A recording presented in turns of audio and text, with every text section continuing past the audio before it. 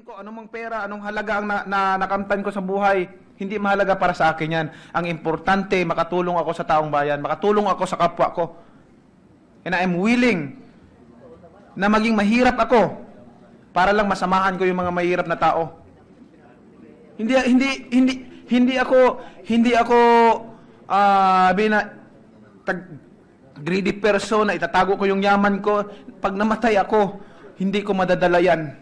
We came to this world naked and we will depart alone and naked.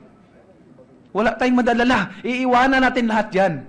Sayang yung pera o kayamanan mo na nakatago lang sa bahay mo, sa bangko, kung hindi mo tinutulong sa kapwa mo. Pag namatay ka, iiwanan.